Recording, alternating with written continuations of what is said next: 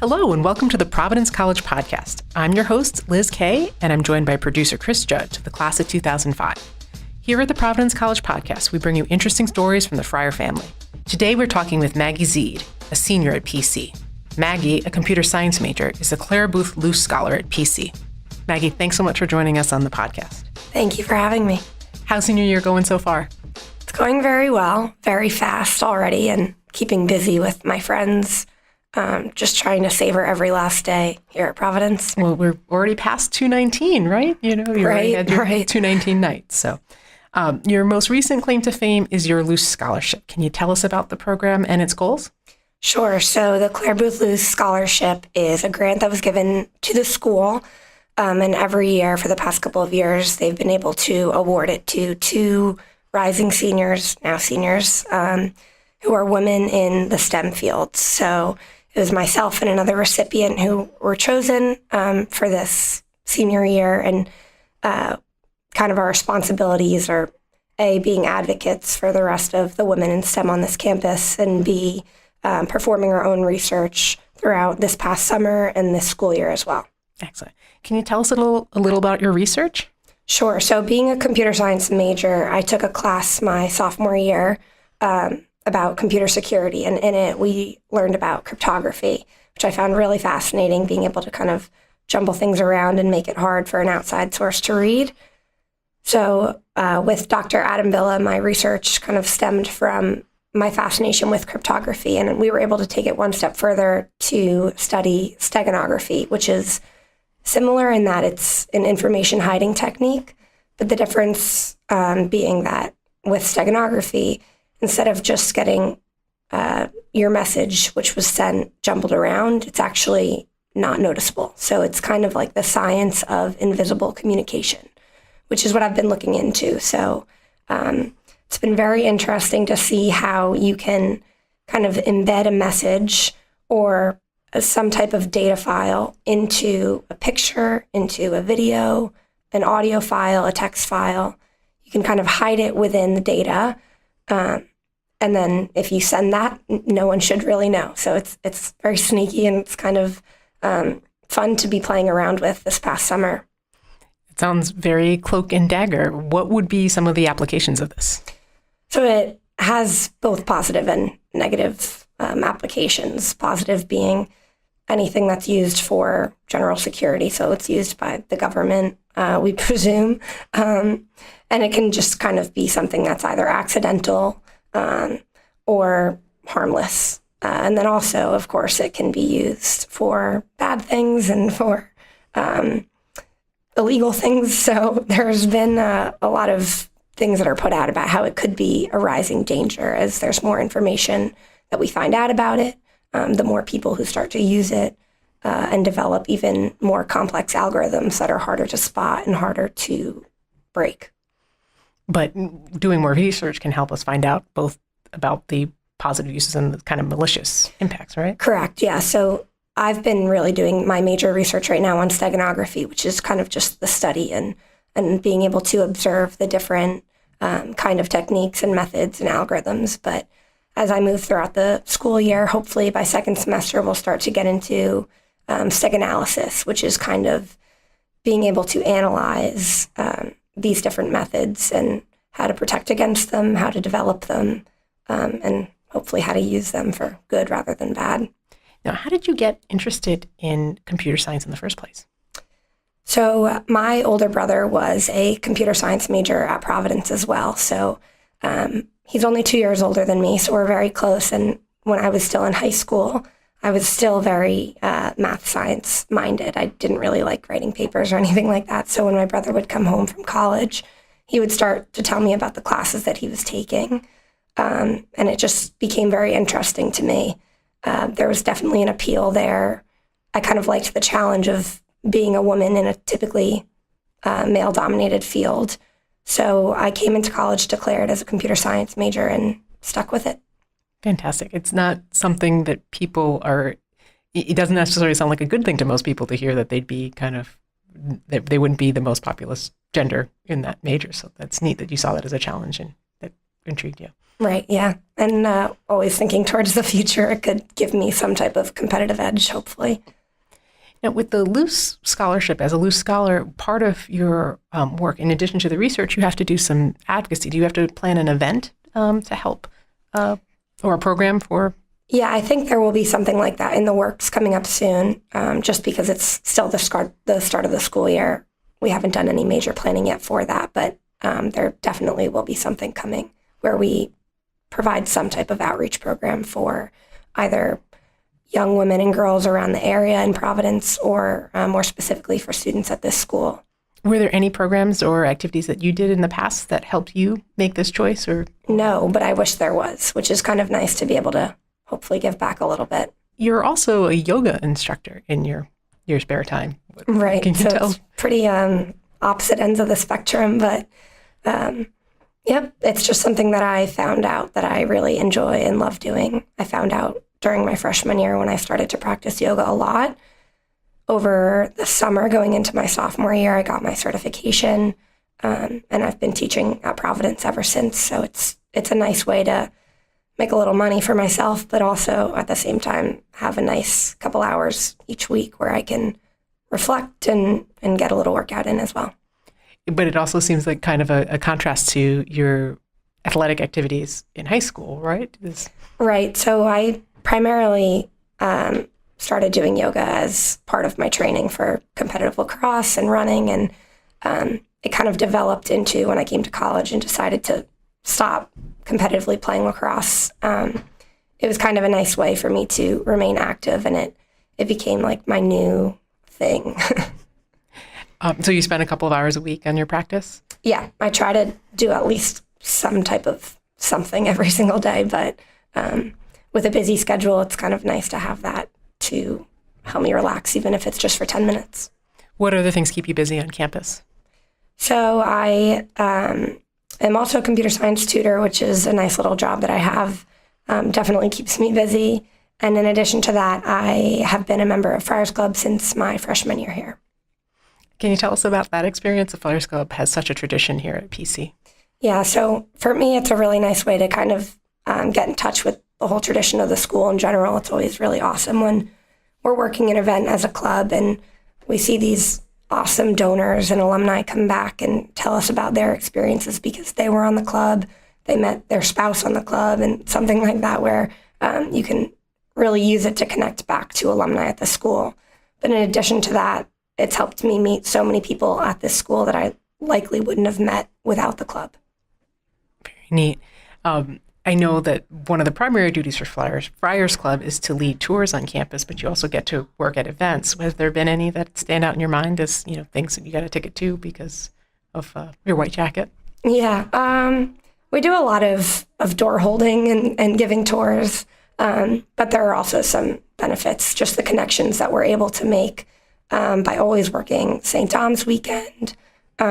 One of my favorite events was last year. I worked the closing banquet for the men's basketball team. So Coach Cooley gave us a shout out on the stage about thanking us for being there. And it was nice. We got a nice free meal out of it and just fun to be in that kind of environment celebrating a good season. Now, you mentioned that your brother went to PC, but he's not the only sibling you have who came here. And how did your siblings who came to PC influence your decision to come to PC? How did you decide to come? Right, so my older sister, Katie, also came to Providence. She was the first one, and we're all separated by 2 grades. So it was Katie, then 2 years later, Brian made the same decision, and then 2 years later, I unexpectedly made the same decision. I had told everyone in my family, all of my friends, there was no shot I was coming to Providence, and then I kind of had to swallow my pride a little bit and be like, actually, I've changed my mind. Basically, our family fell in love with the school. My older sister had the most incredible experience. My brother did as well. So then as I started touring schools with 2 siblings currently at Providence, everything that I looked at, every school that I saw, I started subconsciously comparing it back to Providence in my mind. And Providence came out on top every single time. So I kind of had to, like I said, swallow my pride and be like, oh, wait, I actually really love Providence. And it was the best decision I could have made. The school has been very good to my family. My parents pretend like they're alumni, even though they're not. And and it's just been a great place to be. Well, it sounds like the three of you have each forged your own path in different ways and been able to have kind of a unique experience, even if you were technically following each other's footsteps. Yes, definitely, I would say so. Maggie, you are also a member of the Liberal Arts Honors Program. Was that something that attracted you to PC? Were you interested in that when you came? It was. Funny enough, both my older siblings were in it as well. So I had, again, kind of seen the benefits from their experiences with it.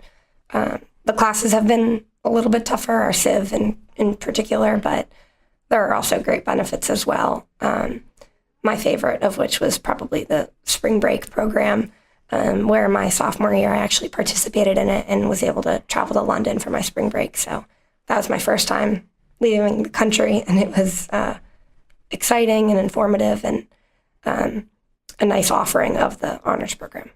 And you knew what you were getting into when you signed up for the program because your older brother and sister had both been in it. Right. Your trip to London wasn't your last trip outside of the United States, right? Were you able to study abroad here at PC? Correct. Yeah, I did study abroad in Sydney, Australia, my first semester of my junior year. And what was that experience like? The most incredible experience of my life. It's hard to put it into words because most students from Providence go somewhere in Europe. It was something that I was able to do that for the first time in my life. I felt like I was making like a very unique decision. Having followed my siblings to the same college, I didn't want to follow them in any other way. So being able to kind of go do my own thing halfway across the world was, it's just an amazing country. It was incredible. Did you study computer science when you were there? So I was able to only take one computer science class, which was honestly nice because I was able to knock out some of my core requirements and proficiencies for the school while only taking one computer science class. And did you get to travel much when you were abroad? Yeah, I traveled a bunch. There's kind of a misconception that you don't really travel that much if you go to Australia, but when you think about it, the country is the same size as the U.S., and we have 50 states. They don't have that many, but you can still travel to them, and they're all very different. And then I was also able to make it to New Zealand and Fiji outside of the country. That must have been incredible. Yeah, it was absolutely amazing. Maggie, can you tell us about some of the professors who really impacted your experience at PC? Sure. So probably the professor who has impacted me the most has been Dr. Adam Villa. He's not only my professor, but he's also my advisor. And he's also been the one that's been advising my research. So being able to learn from him has been extremely beneficial to not only me, but also all of the computer science majors. He is a very good teacher when it comes to helping you understand very difficult and dense material. So he's probably been the largest impact on why I've really stuck with computer science. And in addition to that, I've had a ton of great teachers outside of the major as well, due to the nature of the school being liberal arts and getting to take all different kinds of classes in addition to my business studies minor, which has really helped me take a wide range of professors and experiencing everyone's different teaching styles. It's hard to single out people, but I haven't had any bad teachers, I'll put it that way. Now, the tough question we always ask our seniors is, what are their thoughts about after commencement? Do you have any plans so far? I don't have any plans, although I would love to say that I did. I'm currently in the job search process, so sending out applications and trying to make connections, but hopefully I'll have some better news to share in a couple months. Well, the Career Expo hasn't even happened yet, so right. give you a break until then. Tell us about your internship this summer, because you weren't, not in addition to doing research with Dr. Villa, you were also doing your internship. Right. So this summer I did both the research and the internship, which was a lot. I had very long days, but the internship was extremely beneficial.